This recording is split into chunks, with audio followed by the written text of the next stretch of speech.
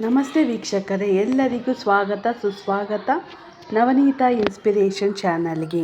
ದೇವಾನಾಚ ಋಷಿಂ ಗುರುಂ ಕಾಂಚಾನ ಸನ್ನಿಭಂ ಬುದ್ಧಿಭೂತಂ ತ್ರಿಲೋಕೇಶಂ ತಂ ನಮಾಮಿ ಬೃಹಸ್ಪತಿ ಮಾ.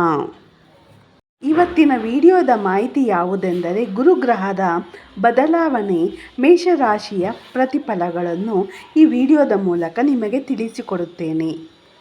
ಗುರುಗ್ರಹದ ಬಗ್ಗೆ ತಿಳಿಯೋಣ. ಗುರುಗ್ರಹ ಒಂದೊಂದು ರಾಶಿ ಚಕ್ರದಲ್ಲಿ 1 ವರ್ಷ ಉಳಿಯುತ್ತಾನೆ. ಗುರುವು ಧನುಸು ಹಾಗೂ ಮೀನ ರಾಶಿಯ ಅಧಿಪತಿಯಾಗಿರುತ್ತಾನೆ. ಗುರು ಕಟಕ ರಾಶಿಯಲ್ಲಿ ಉಚ್ಚ ಸ್ಥಾನವನ್ನು ಪಡೆಯುತ್ತಾನೆ. ದುರ್ಬಲಗೊಳ್ಳುವುದು ಮಕರ ರಾಶಿಯಲ್ಲಿ. ಗುರು ನಕ್ಷತ್ರ ಪುನರ್ವಸು, ವಿಶಾಖ, ಪೂರ್ವಭಾದ್ರ ನಕ್ಷತ್ರ ಹಾಗೂ ಗುರು ದಶಮುಕ್ತಿ 16 ವರ್ಷ. ಕುಂಡಲಿಯ ಆರೋಹಣ ಚಿಹ್ನೆಯಿಂದ 2, 5, 7, 9, 11 ಮನೆಗಳಿಗೆ ಫಲದಾಯಕನಾಗಿರುತ್ತಾನೆ ಗುರು.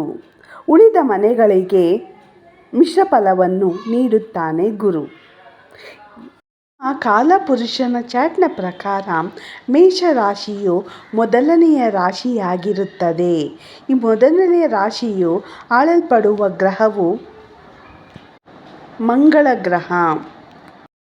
ಮೇಷರಾಶಿಯಲ್ಲಿ ಉಚ್ಚಸ್ಥಾನವನ್ನು ಸೂರ್ಯನು ಪಡೆಯುತ್ತಾನೆ. ಕಳೆದ ವರ್ಷ ಮೇಷರಾಶಿಯವರಿಗೆ ಗುರುಗ್ರಹವು 2ನೇ ಮನೆಯಲ್ಲಿ ಶುಭ ಫಲವನ್ನು ನೀಡಿದ್ದ. ಈ ವರ್ಷ ಗುರುಗ್ರಹವು 3ನೇ ಮನೆಯಲ್ಲಿ ಸಂಚರಿಸುವುದರಿಂದ ಮಿಶ್ರ ಫಲವನ್ನು ನೀಡುತ್ತಾನೆ. ಅದು ಹೇಗೆ ಎಂದು ಈ ವಿಡಿಯೋದಲ್ಲಿ ಸಂಪೂರ್ಣ ಮಾಹಿತಿಯನ್ನು ನೀಡಿದ್ದೇನೆ. ಗುರುಗ್ರಹದ ಬದಲಾವಣೆ ಮೇಷರಾಶಿಯ ಪ್ರತಿಫಲಗಳನ್ನು ಈ ವಿಡಿಯೋದ ಮೂಲಕ ನಿಮಗೆ ತಿಳಿಸಿಕೊಡುತ್ತೇನೆ. ಮೊದಲಿಗೆ ಗುರುಗ್ರಹವು ತಮ್ಮ ಸ್ಥಾನವನ್ನು ಬದಲಾಯಿಸಿದ್ದಾರೆ. ಮೇ 14, 2025 ವೃಷಭ ರಾಶಿಯಿಂದ ಮಿಥುನ ರಾಶಿಗೆ. ಬದಲಾವಣೆಯು ಮೇಷರಾಶಿಯವರಿಗೆ 3ನೇ ಮನೆಯಲ್ಲಿ ಉಂಟಾಗುತ್ತದೆ.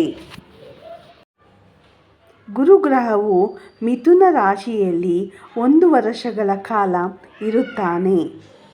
ಈ 1 ವರ್ಷ ಮೇಷರಾಶಿಯವರಿಗೆ 3ನೇ ಮನೆಯಲ್ಲಿ ಉಂಟಾಗುತ್ತದೆ.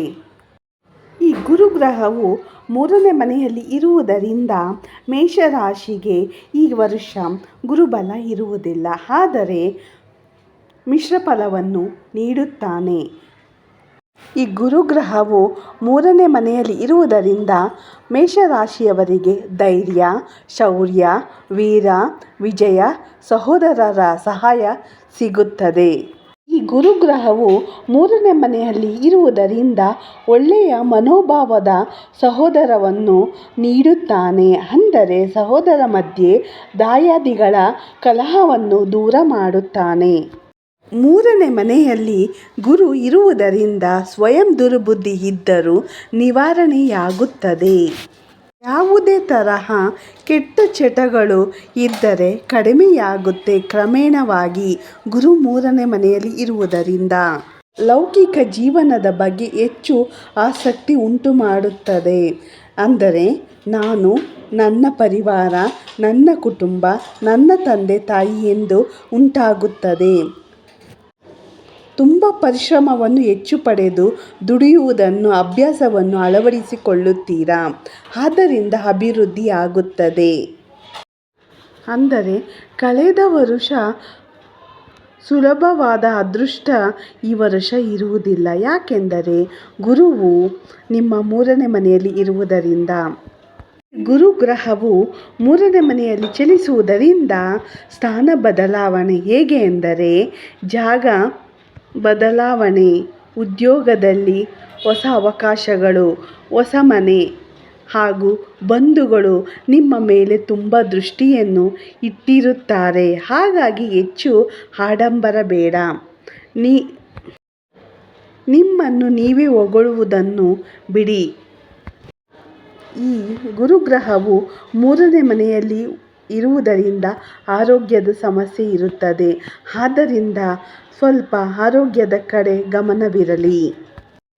ಈ ಗ್ರಹದಿಂದ ಸಂಚಾರಶೀಲರಾಗಿರುತ್ತೀರಾ, ಹೆಚ್ಚು ವೆಚ್ಚ ಆಗುತ್ತದೆ. ಈ ಮೇಷರಾಶಿಯವರಿಗೆ ಈ ವರ್ಷ ಗುರುಬಲ ಇಲ್ಲದೆ ಇರುವುದರಿಂದ ಮೇಷರಾಶಿಯವರು ಗುರುಶಾಂತಿ ಮಾಡಿದರೆ ಉತ್ತಮ ಫಲವನ್ನು ನೀಡುತ್ತಾನೆ. ಗುರುಗಳ ದೇವಸ್ಥಾನ, ಗುರುಗಳ ಪೂಜೆ ಮಾಡುವುದರಿಂದ ಗುರುಗಳ ಆಶೀರ್ವಾದವನ್ನು ಪಡೆಯಬಹುದು. ರಾಶಿಯವರಿಗೆ ಗುರುವು 3ನೇ ಮನೆಯಲ್ಲಿ ಸಂಚರಿಸುವುದರಿಂದ ಎಲ್ಲ ಫಲಗಳನ್ನು ನೀಡಿದ್ದಾನೆ. ಇನ್ನಷ್ಟು ಮಾಹಿತಿಯೊಂದಿಗೆ ಮುಂದಿನ ವಿಡಿಯೋದಲ್ಲಿ ಭೇಟಿ ಮಾಡೋಣ. ಸಾಕಷ್ಟು ಈ ವಿಡಿಯೋವನ್ನು ನಿಮ್ಮ ಬಂಧು ಮಿತ್ರರೊಂದಿಗೆ ಲೈಕ್, ಶೇರ್ ಆ್ಯಂಡ್ ಸಬ್ಸ್ಕ್ರೈಬ್ ಮಾಡಿ. ಧನ್ಯವಾದಗಳು ನನ್ನ ಪ್ರೇಕ್ಷಕ ಬಂಧು ಮಿತ್ರರೇ.